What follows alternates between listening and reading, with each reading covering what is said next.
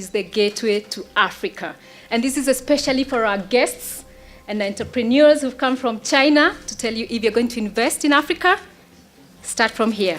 And I'll just walk through with just 5 slides very quick. There's so much you can say about Kenya, but I just wanted to show you why are we saying Kenya is the gateway to Africa. So if we could run to the first slide, and you see the connection. And this came from One Belt, One Road, which most of our Chinese visitors know about. And you can see the route there that starts from where it starts from Asia, and the point is at Mombasa and joins up to Djibouti and to Europe and the rest of the world. And so this is where you enter Africa through. And why is that so? Consumer spending is up 60% over the last 5 years. 65% of the population is below 35 years. So you're looking at your innovators, your entrepreneurs, your consumers. 78% of Kenyans have internet access against 28% overall in Africa. And in July 2016, Kenya Airways served 54 destinations globally, 44 of them being Africa. So once you're here, you can reach the rest of Africa very fast. Slide 2.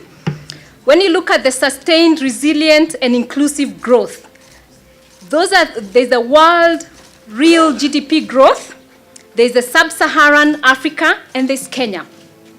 And you can see the world has been struggling at about an average of 3% GDP growth.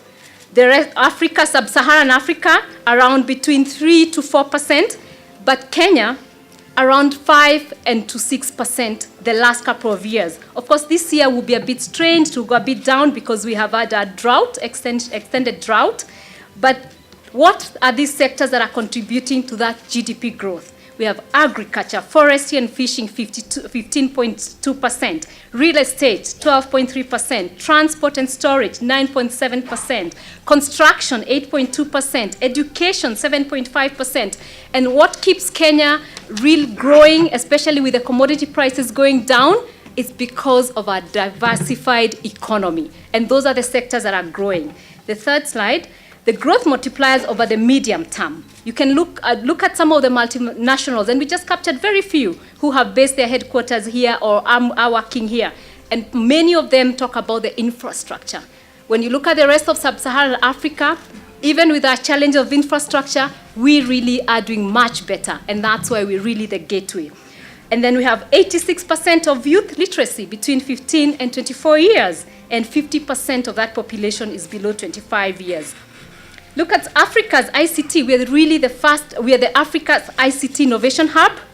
And about 40,000 Kenyans are already working on online platforms. And we are looking to increase that through a program that we're working with the Ministry of ICT called AJIRA, between KEPS and the Ministry of ICT, to really encourage more of the Kenyans and to understand online work. But again, the other thing, and I know this will come out in the panel, 75% of Kenyans aged 15 years and above are banked through M-Pesa, the mobile money, and I will not say much about that because it will come up. But we also have untapped hydrocarbon find, which is 600 million barrels reserve for those who are in the industries of in the mineral industry. And the fourth, what is guiding us? Because you could shoot from any corner, but Kenya is guided by a vision, what we call the Vision 2030. And this initiative is set to lift the country to a middle-income country, and infrastructure developments will lead to open up access to nearly 40% of Kenya's population because of infrastructure, triple the investment space, bringing in 2 to 3% of GDP via core projects and 5 to 8% of investment. There are real opportunities in Vision 2030 that you can take advantage of, and I cannot mention all of them, but there's the roads, there's the power, there's the rail, there's the LAPSET, there's the food security, and there are many, many public-private partnerships. And some of the opportunities for collaboration that are already going on. So for those who are thinking about investment, and that's my fourth slide, we already have about 10,000 kilometers of new roads that are required, and that process is ongoing. Those are already real projects that you can take part on. There's also the container terminal in Mombasa, and part of the phase 1 of the LAPSET project. And then phase 2A and B of the standard gauge rail, Nairobi, Naivasha to Kisumu and Malaba and continue. That the phase 2 work has begun. So there's already opportunities right there. Oil and gas.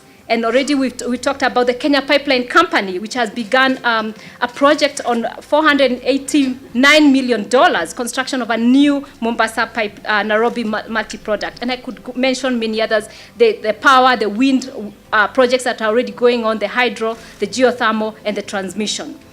Then, of course, there's the growth in internet penetration and mobile data, which is expected to create numerous opportunities. We're in the fourth industrial revolution, the age of internet and technology, and that's where we should be thinking where our jobs will come from. And I know the panel will be focused on innovation. What is Africa waiting for? The jobs will be different from what Asia got in the last 30 years. No jobs are coming from Asia the way we know Asia received them from Europe. So how shall we create our jobs? And my final slide, a case study of China collaboration with Kenya. And that is the standard gauge rail, which I mentioned, which was commissioned in June 2017, phase 1. And what will that provide? It's just not the construction of the standard gauge rail. We are known world over for our tea, for our coffee, for our flowers in terms of export. This is what this will be used for. And so any investor who is thinking about those investments, this is where to use. But then there's the rest of Africa to get some of those products and bring them through the standard gauge rail, at least when they get to Kisumu, and hopefully it goes to Uganda and Rwanda, and gets to Mombasa and to the rest of the world.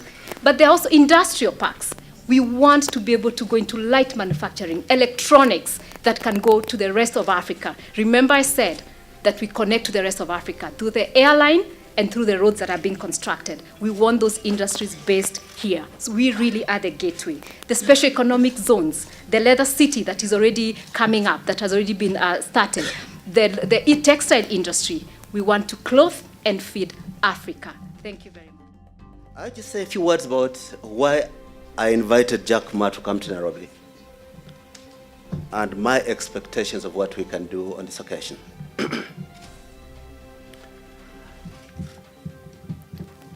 In 2015, the global value of electronic commerce reached $25 trillion US. That is only marginally less than the combined wealth of the 100 richest enterprises in the world, whose combined value is $27 trillion. In a series of international engagements about inclusive prosperity, about responsibilities to the future, I had the privilege to listen to Jack Ma before I asked him to become a special envoy of UNCTAD. And 2-3 things always stuck out for me. One, his rendition that in history, the first generation of new technology creates wealth for the innovators. And after those 2 decades, it's entrepreneurs, not the innovators, who make wealth from that technology.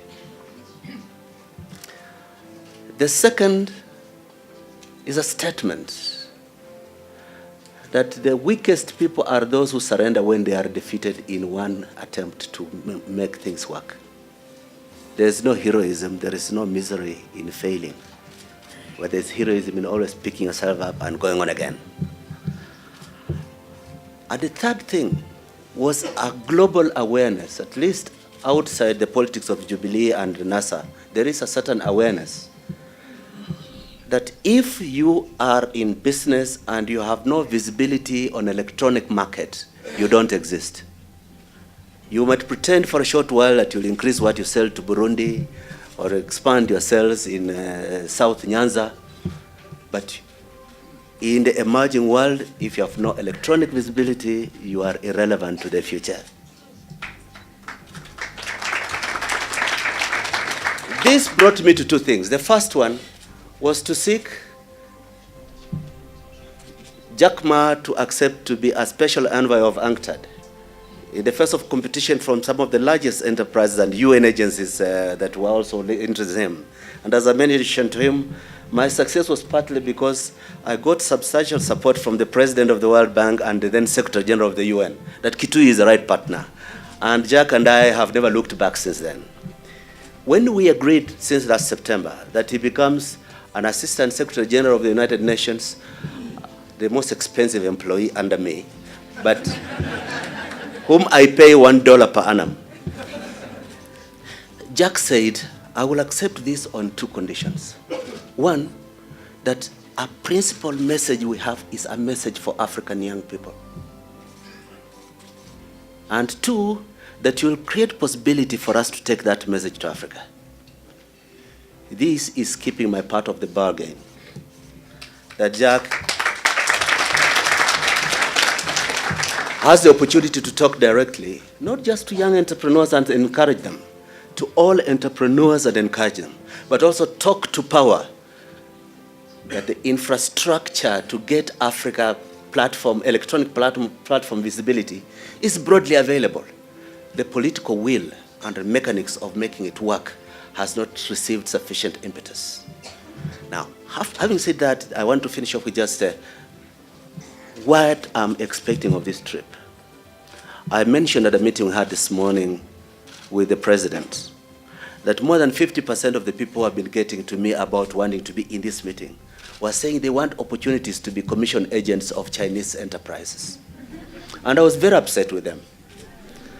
I said, you know, China has grown, taken 600 million people out of poverty through trade.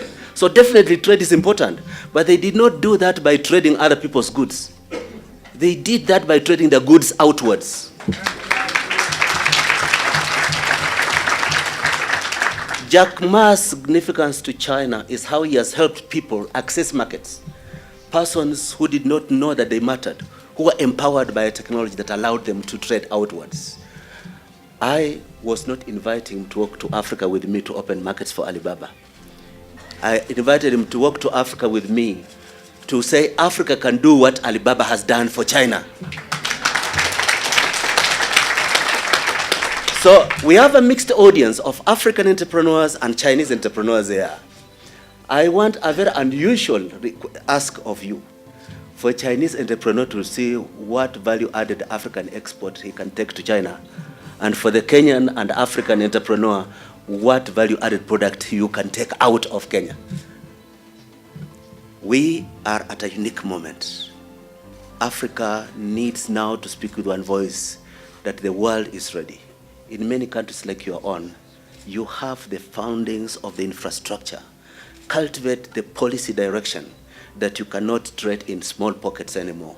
You are not Kenyan entrepreneurs. You are entrepreneurs in a competitive world.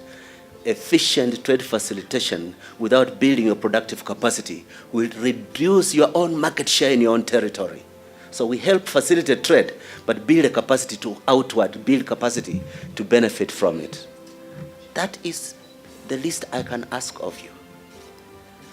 I hope at the end of this exercise, we have very, very, very serious entrepreneurs in the room. And not to mention one gentleman who is worth more than $42 billion sitting in front of me. But use that opportunity constructively. After our engagement now, as Jack and I go to a public lecture at Nairobi University, there will be a high tea. And it will be very good for some of you to continue informally consulting. I was very glad that Jack has said today, he decided late this morning that he's going to look seriously at being a business partner in Kenya. That's something he decided today. I hope when I go with him to Masai Mara this weekend, he'll have a second reason why he should want to come back to Kenya many, many more times. Very, very finally, I want to ask of you, the narrative out there assumes that you had a one-off miracle intelligence called Safaricom. But they don't know that the DNA that produced Safaricom can produce a diversified product range. I think surprise the world by your capacities. Don't drown it in the pettiness that is so easy and tempting in this country. Thank you for your kind attention. Let me call up the chief guest and obviously the big deal here in Nairobi. Jack Ma, obviously, I was reading through his story, failed university 4 times, Jack, is that right? 3. Oh! Whoa! Did not get employed by KFC. Out of 24 people, 23 got hired, Jack didn't. So, let's start off with that point, right? Never give up, Jack. The first thing he typed into the internet, I believe, was beer. Apparently, the first thing people do is type in their own names. So that shows that you're not very self-centered. raised $66,000 to start Alibaba, a company now worth, I think, $388 billion. It's my great honor. I've been expecting this day for a long, long time. I read a lot of books, saw a lot of movies, and when I see the Africa, when I see the wonderful land, I always turn on the TV and start to see. I think my daughter also saw a lot of Africa stories and Africa pictures with me, together with me. And today is my first morning arriving here. In the past few hours, I upgraded my understanding of Africa. Because I have high expectation. Normally when you have a high expectation, you have a disappointment. But I was so excited this morning. I'm excited by this land, excited by the people here. The whole world today has a lot of worries, concerns. But Africa, you see the expectation. You see the passion. People here want to change. This is what exactly I saw 20, 30 years ago in China. We also worried 20, 30 years ago. China worried a lot. Even when everybody said China is going to join WTO, the Chinese people say, oh my God, when China joined WTO, the wolf will come to China. But after 20 years, people think China is like a wolf because we grow up. And today the world worried, but Africa, you see, this morning I met so many excellent young entrepreneurs. The ideas they have, the passion for the future, and the belief they have for the future. This is what the human being need. This is what economic need. It's the people. People say we don't have Africa, we don't have infrastructure. Well, what we need is not necessarily the infrastructure. It's the people's passion. It's the people's belief for the future, especially young people. And I think what we did in China when I started my business in my apartment 18 years ago, there's no infrastructure at all. No mobile phones. I remember I'm meeting Steve Jobs 6 months before he launched the Apple phone. We talked for 1 hour. At that time, we had no idea what his smartphone looked like. He did not mention anything about smartphone. He asked me a lot of questions about mobile phones. But things changed so much. The mobile phone changed the world. And most possibly that because why e-commerce grows so fast in China? Because we had a terrible infrastructure of commerce. Because the infrastructure of commerce in China is so bad, and USA, the infrastructure of commerce is so good. So USA e-commerce is a dessert for China. It's become the main course. And China did not. People keep on challenging me. So you don't have a credit system, you don't have a check system. Why? How you can do e-commerce? You don't have internet infrastructure. You don't have this. You don't have that. How can you do it? I said because we don't have this and that. We have entrepreneurs. We start to build. Entrepreneurs, real entrepreneurs, never wait for infrastructure. We build infrastructure. So, where in the world is supposed to have the best infrastructure for doing e-commerce? Europe, they have the best infrastructure. But why they not? They worry too much. They worry about security, privacy, and law, and this and that. When you start to worry, you don't have future. We know there are a lot of problems, but this time in Africa, I see the passion. I see the belief. And I would say, finally, the world in the next 30 years is going to change so big, so scary, that most people cannot expect. The first technology revolution takes about 50 years. Second technology revolution takes about 50 years. And every time, the first 20 years is about the technology. The next 30 years is about implication of the technology. Internet has just passed 20 years.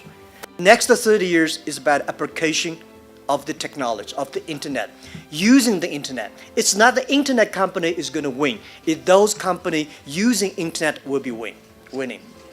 It's not the entrepreneurs. Every entrepreneurs will be online, which we call entrepreneurs.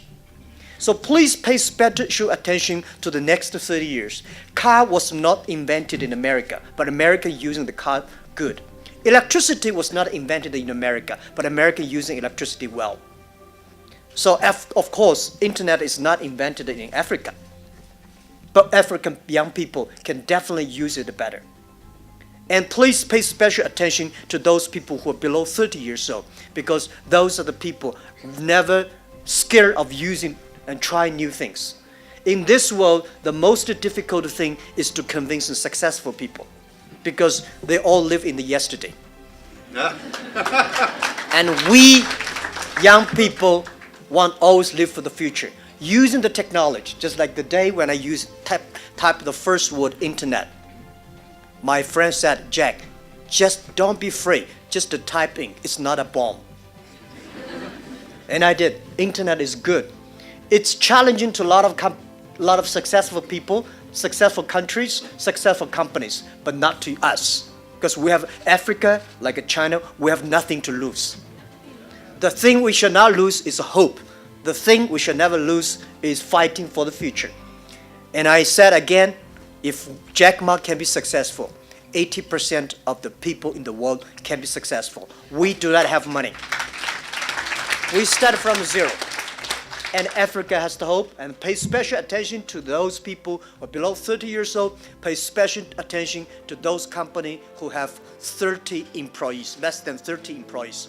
And please pay special attention to women, because women will be the power. I think women will be the rising power of the 21st century. If you can use more women, I'm sure that you can make your e-commerce, e-business much better. By the way, there's no made in China in the future. There will be no made in America. Everything will be made on internet. You may buy here, design there, sell all over the world. If you're connected to the internet, think globally and win locally. And keep on doing that. As I said, if we can succeed, you can. If you cannot succeed, somebody will can. So keep on doing it. Thank you.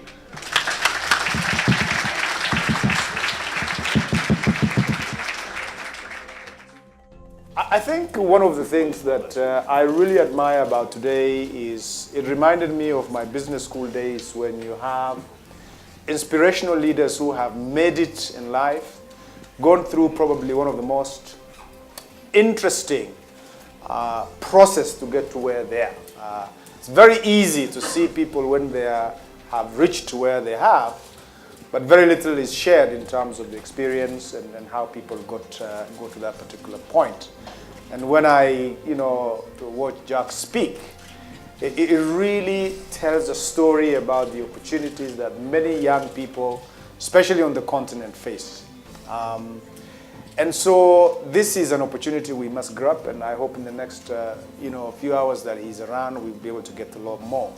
As government, one of the things that we appreciate and really try and work hard on is to deal with the issues of young people. It is probably one of the most talked about topic, but yet one of the most challenging to actually fix. So if you look at the manifesto for the major political parties today, those issues are the headline, but the execution and making it happen is oftentimes the most difficult thing to do. But as government, what we try and do as much as possible is to make it possible for people like Jack and many others, entrepreneurs, to actually thrive in achieving their dreams to make things work. And so, as you mentioned, Ali, the issue around improving our business environment has been the cornerstone of our program in making it easy for entrepreneurs, middle businesses, large businesses to thrive. But what we are experiencing and what we are hearing today really is an example of how the shift from the few big businesses that have proven themselves to the millions of small businesses that today contribute so much in our country, but have the potential to leapfrog, shifting away from brick and mortar infrastructure to technology platform. And who better to share some of those experiences than someone like Jack and the Alibaba Group to actually share to see how we can move along. So I would not go into a lot of details in terms of sharing. Carol has talked a bit about what we have been able to achieve. In the last 2 years in a row, Kenya has been recognized by the World Bank Group as the third most improved economy in the world in terms of improving its business environment. And I think these are things that hopefully would work towards this. What we want to do, and just as I finish, is to say entrepreneurs, young people, men, women, we want to see how we can draw experience from people who have achieved it. And we'd like to say thank you to Jack and his team and the future linkages that we can draw upon to make this work for us. Thank you. Thank you, CS. I couldn't agree more with you, Cabinet Secretary. I'm going to turn to Dr. Kituyu with a question. You know, we were talking yesterday, and you're so passionate about creating. I think what we're talking about is allowing 1 billion flowers, 1 billion Africans to bloom, as it were. And how do we do that? This is obviously part. This is obviously part, Dr. Kituyu, of your effort to make that happen. You know, to sort of prove a catalyst. Do you want to just give us a little bit more flavor about the types of things you're doing? You've spoken at a high level, but I know for a fact that, you know, this is a high-level meeting, but you're also looking to hit the ground and hit it really hard and make these sort of entrepreneurs, kickstart all these entrepreneurs across the continent. All right, thank you. My sense is political leaders and global wordsmiths can dream up and even facilitate grand ideas of what is possible. But it takes entrepreneurs to turn that into achievable products. 2 things were interesting to me. 3. On a recent trip to China, I was hosted by Jack Ma at his global headquarters in Hangzhou. And while I was there, I got to see Jack in the afternoon because he was meeting the Prime Minister of Malaysia in the morning. And what had the Prime Minister of Malaysia come to ask of Jack Ma? That he saw that Alibaba had built capacity in China.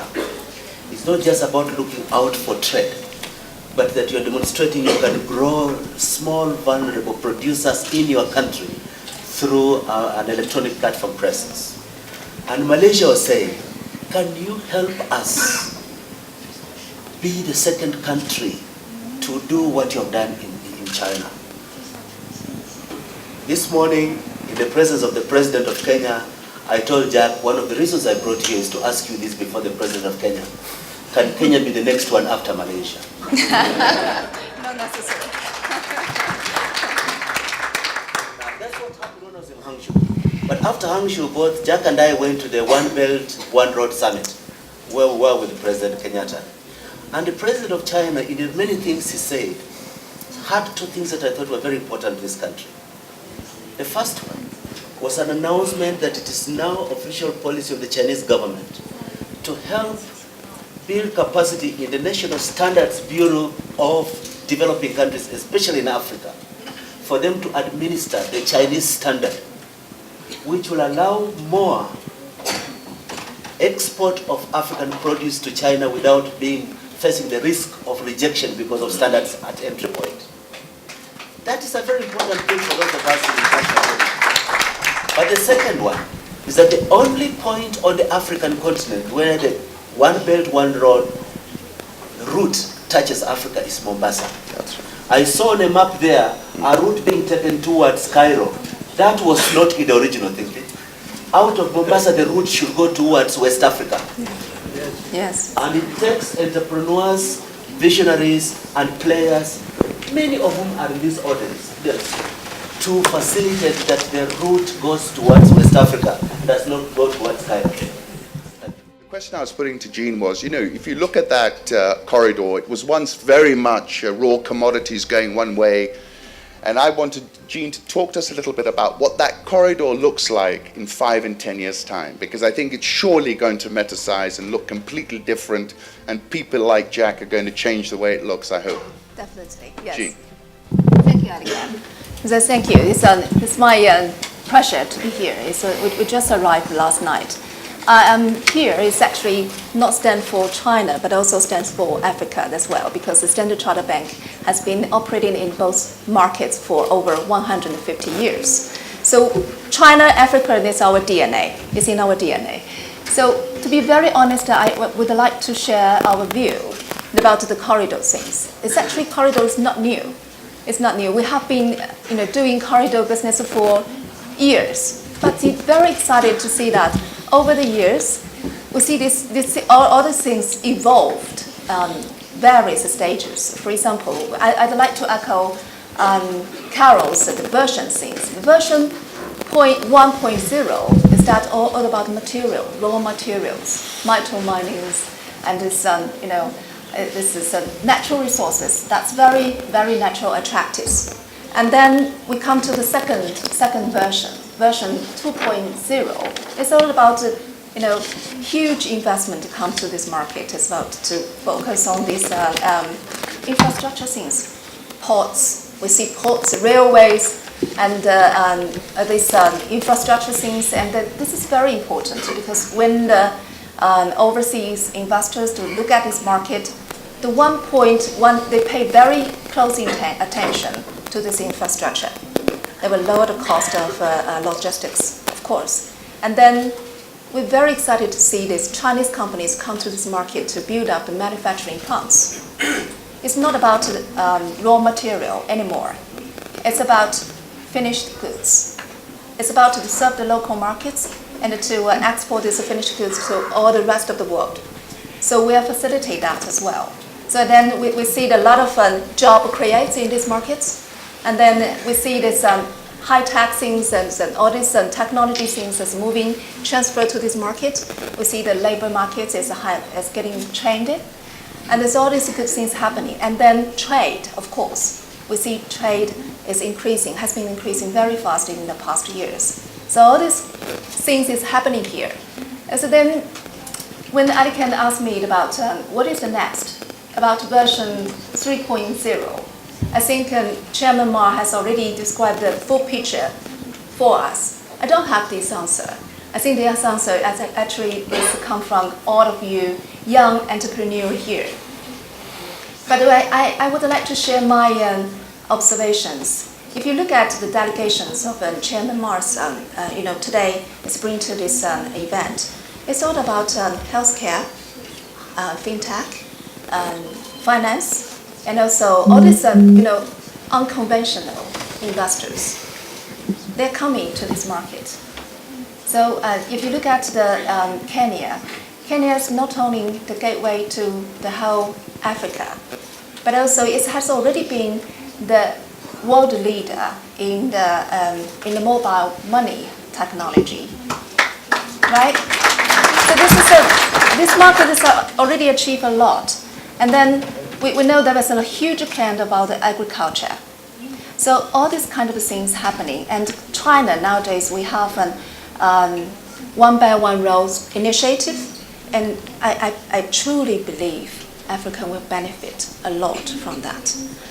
So if you ask what is happening in the next 5 years, I see we could see much more beyond 5 years. We are very excited to see the connection. It's all about the connections. And as an international bank of a Standard Chartered Bank, we will facilitate all the finished goods through Africa to Asia to the rest of the world. So that's all the points here. Today, Bob, you and Safaricom are ubiquitous. If you were measuring the share of reach of Kenya, M-Pesa has had more impact on that share of reach than anything else. I remember seeing a tweet from Bill Gates about you. So it's gone so far. It's just amazing. And in many ways, it's allowed us to reinvent ourselves into something modern, which we are. Renowned all over the world for innovation. Bill Gates is tweeting about it. Bob, in your opinion, what does it take to infect the rest of the country, to create not one Safaricom, but 100? So that we're not talking about kneecapping one company, we've got 100 out there. Tell us, Bob. Because this is about innovation. I think it's what you have to do is just go solve a problem. You get a lot of people who come up with some great inventions, and inventions and innovation are two different things. So there are a lot of inventions out there which aren't solving problems. And you know, what Jack did was to solve a problem. And he didn't look at the challenges that he had. I think we were chatting earlier about not having mobile phones and not having access to the internet. But he knew there was a problem to solve. And I think with us, it was also a problem to solve. And I don't know whether Bitanga and Demo is in the room, but I remember him saying a little while back that in Africa, we are blessed with having very many problems. And it is in trying to solve those problems that lay the opportunity. You know, sadly, we tend to have this tendency that if Jack is doing something, then I'm going to do exactly what he's doing. But actually, the trick is look out for the problems and try and solve the problem, whether it's healthcare, and we have very many of our Chinese colleagues here today who are from the healthcare sector, whether it's agriculture, whether it's fintech. So I would say, you know, let's just go out and try and solve problems. And so I think we've got a bit of a plan on how we can make this thing work in other parts of the continent. Nick Nesbitt, chairman of KEPSA, you've been both an entrepreneur in the IT space, you're now head of IBM. What in your view does it take for us to create an Alibaba on the continent, or create many Alibabas? What do we need? What is the secret sauce that we've got to put into our dish? All right. Thanks, Ali Khan. Pleasure. That's a tough question. I think the easiest thing is to probably wave your tail and get bought by Jack Ma. And then but more seriously, when I think about entrepreneurship in Africa, and if anybody's doing any business seriously here, whether you're Vimal Shah or Kamal over there or Pewin Cabs over there, or even as IBM, you are an entrepreneur, because it is so difficult to do business in Africa. You're just like this the whole time. People don't show up on time. They don't pay you when they say they're going to. They don't call you back. Everybody complains they don't have enough skills. And it just goes on and on and on. And still in there, you have to extract value to keep going. And for the people who've been able to make it, you see James Mwangi sitting here and Dr. Manu, who've been able to make it, my hat goes off to them. Because as Jack was saying, Europe, America, it's all done. Here, you're still creating it. So what does it take? Like Aiden in business school, you got to sit with people, right? I got to sit like this with Steve Jobs. And you could hear the difference between them and the rest of us normal penguins was their attitude. And I think in Kenya, in East Africa, in Africa, probably even parts of China, to be a successful entrepreneur, you have to maintain that strong, positive, forward-looking attitude. That you can keep focusing on the horizon, but you don't focus on the path to get you there. You can only see what's in front of you, and you just have to have a firm belief in yourself that you're going to get there. And I don't think the role models that we have in Kenya today are projecting that image, that you have to work and you've got to start banging sufurias like Manu Chandaria, and then eventually you bang mabati sheets. But it's that. So we have to preserve that. That's the first thing. And I think we have to instill in our entrepreneurs the sense of, not even the sense, the strong belief that you've got to believe in yourself, you've got to surround yourself with people that also believe in it, and you've got to do everything you can to preserve that. So that's the individual. I think in terms of the environment, and as KEPSA, we're responsible for creating the right environment. The young people, the people. We've got to invest in the skills. As IBM, we're investing heavily in something called IBM DNA, which is a $70 million project called Digital Nation Africa, where we're trying to reach 25 million people on the continent and teach them the new things around analytics and cognitive computing and IoT and so on. But as KEPSA, we're also trying to create jobs in partnership with the government or even with the private sector. So we have to focus intently on creating an environment where people can work and have the skills to do it. The second thing that I think is really important in Africa is to de-risk business. And de-risking means getting data. We don't have enough data to make decisions. New technologies like Internet of Things means that we'll be able to understand healthcare, epidemics, where your car is, what's happening at your house, what's happening with your children. So I think as Bob was saying, just solve problems. Since we have so many problems, how do we use data to solve that? And the third thing that I think perhaps Jack has solved, but we really need to solve in Africa, is supply chains. you just don't have any predictability in what is coming to you. I think even in the States, Jeffrey Bezos talked about the last mile in delivery for Amazon was a big challenge. In Kenya, we got problems with addresses, you got problems with border, you got so many problems. So if we can focus on, the people, getting smarter about the data so we can make better decisions, and really focusing hard on supply chains, whether it's for bananas, as Twiga Foods is doing, or whether it's for the goods coming out of the port, it's reducing the trade barriers, tariffed and non-tariffed, we can create the environment. Did you ever have dark days when you think, what's happening here? I have a lot of dark days. Even till today, I have a lot of dark days. But what am I going to do? Cry? You have to face it. Because it's not a good feeling when you're rejected. As I say, I'm applying for KFC waiter. 24 people go, 23 accepted. And I was the only one left out. So it's not, I had a lot of terrible days. And now I talked to the young people this morning, young entrepreneurs, that I had much more trouble than all the people put together. But you have to face it, because it's like solving problems. The value of entrepreneur is to solve problems. I complained Bill Gates 30 years ago. I don't like IBM, I don't like Oracle, because I believe these guys taking all the opportunity we're supposed to have. And then I calm down and say, well, so what value I can bring to the neighbors, to the people I know? What the difference again? Because if you can solve the problem for the others, the bigger problem is the bigger opportunity will be. When most people start to complain, calm down. How can you solve it? Most people complaining all their life, and these people never have a chance. You're spot on. So this is what I say, that if I got problems, what should I do? Crying or complaining? Solve it. Because you cry, the problem is there. You complain, the problem is there. So you solve it, and then if you really happen to solve the problem, that's the opportunity. So I think I'm coming here not to inspire the Africa. I think I'm inspired by you guys. I bring my colleagues here, those successful Chinese business people. As I say, it's very difficult to find another Jack Ma in China, but you may find a lot of Jack Ma's in Africa. Wow. Right? This is. You see, in Kenya, I was surprised by the speed of the internet. Thanks for Africa. We're moving fast. And this means Kenya is connected to the world. And in the future, as I said, more than 80% of the business must connect to the internet. So Kenya is connected to the world.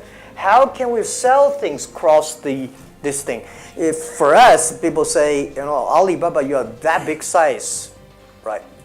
Our GMV sales last year, $550 billion US, which rankings number 21 country GDP in the world.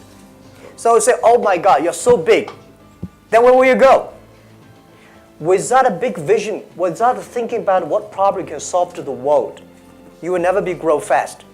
Even our size this year, our revenue this year, we still have 45 to 48% growth. Wow.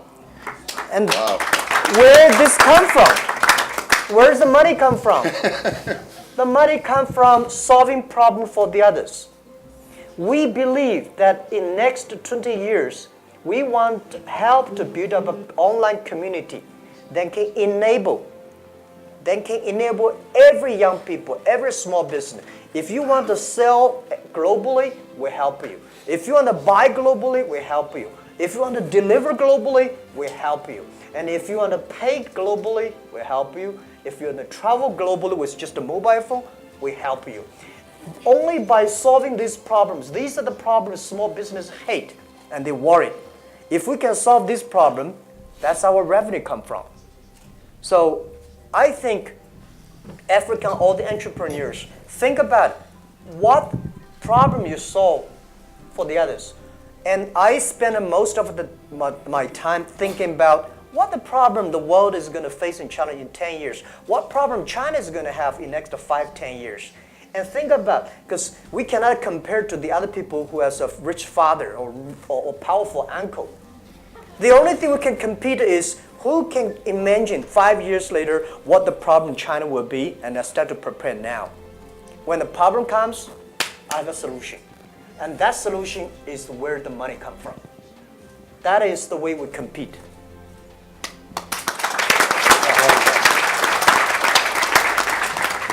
As Charles comes to hand over my second part of the question, what does it take to get you 41? You said, I think everyone said 41 billion. So if sub-Saharan Africa is 2.5% of global GDP, what's 2.5% of 41 billion?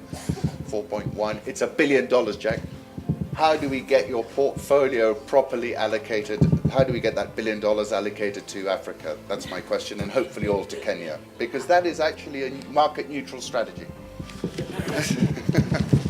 Well, I think first, how did we realize our goal dreams? Day and night work, and day and night painful work, and never give up, and finding good people. So what I see Kenya this morning, for a short time, I see so many young people with the ideas. Those ideas are as good as the ideas I've heard in Silicon Valley, in China. I never expect I would see so many great ideas this morning. And the speed of the internet and the passion for the future. These are the basic things. And I would say is that think about the world is going to be data-driven. From IT to DT is the trend. From IT to DT is going to challenge a lot of successful companies, successful nations. Because IT guys have to change themselves a lot to move to DT. For people like us, we don't have anything. So we start to do DT directly.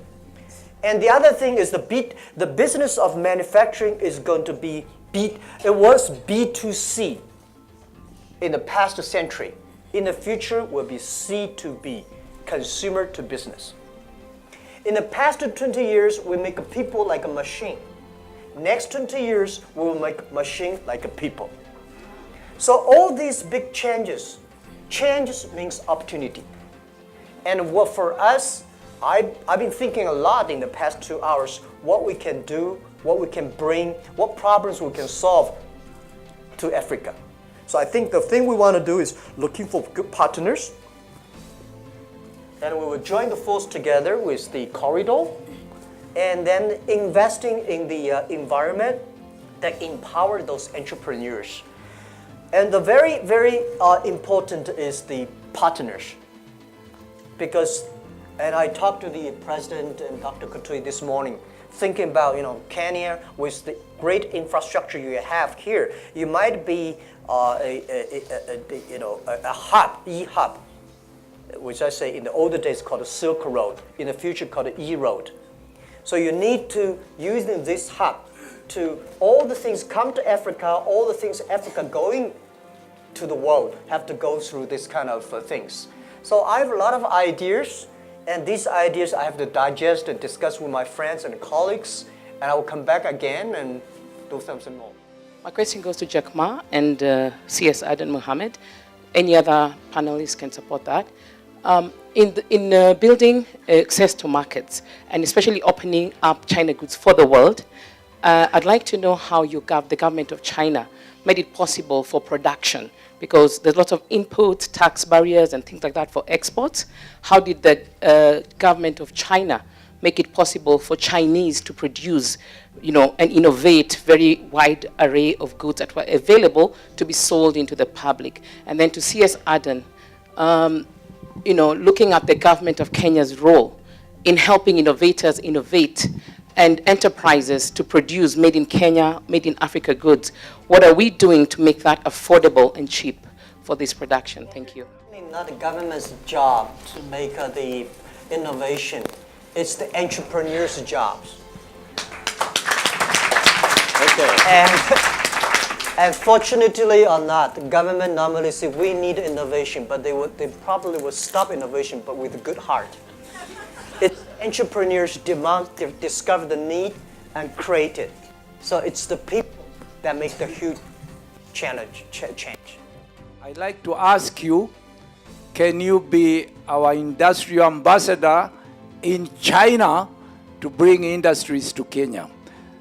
2, can we form an organization called AAGO-A, which means Africa Asia Growth Opportunity Act with Asia? Because I've seen AGOA means that we have to keep selling second-hand goods. Thank you. Okay, as requested directly to Jack Ma. My question to you is, over the years, the countries that give money to the United Nations, various organizations, have changed. And there are different barriers of, like the United States gives 22% and things like that. But over time, countries are becoming very conservative. And I personally feel it's not very long before countries stop giving money to the United Nations for the various causes, the various good things they do. They provide peace around the world. My question is, are companies like Alibaba and bigger companies all over the world ready to give money to the United Nations so that we can prosper quicker? And also, is the United Nations, are we willing to create any profitability so that we can cover at least the basic costs like personal costs in the future? Bring more Chinese manufacturing here globally and selling. This is my honor. I will be happy to do that. And I'm gonna write a lot of things these days introducing Africa.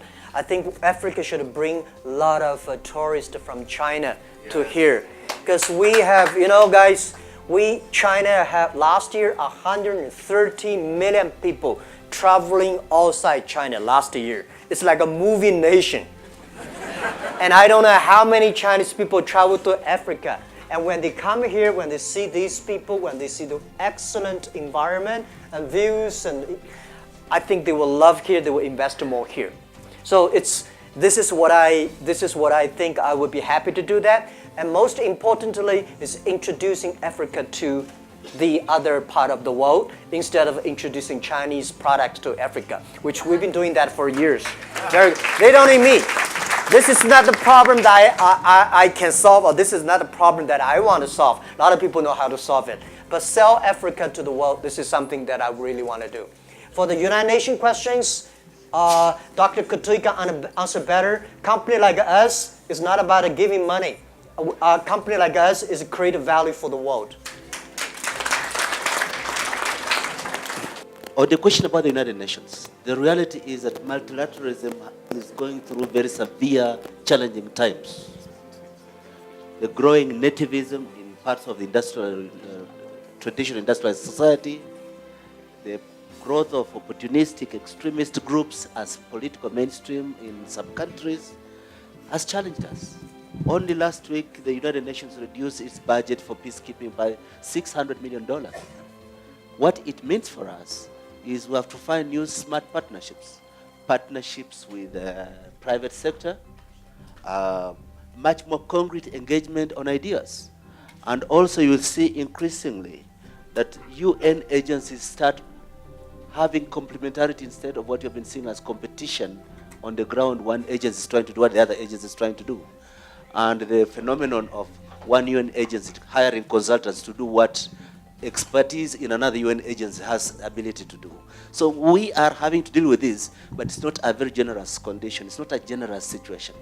But the best way to lower the cost of reduced UN budgets is keep the peace in our territories. Then we don't have to have people coming to try to impose peace on our behalf. Yes, my name is Dylan Yu, the CEO of the Yushin Group Limited. We're the local manufacturers involved in doing the business in the electrical and power sectors. My question to our chairman, Ma, today is yes, we understand you are coming today to enhance and establish the channels for electronic commerce. Yes, but I think, I don't know, in Africa, as we've been here for over 10 years. Yes, so we felt in terms of the infrastructure, that is where we are a bit lack of here.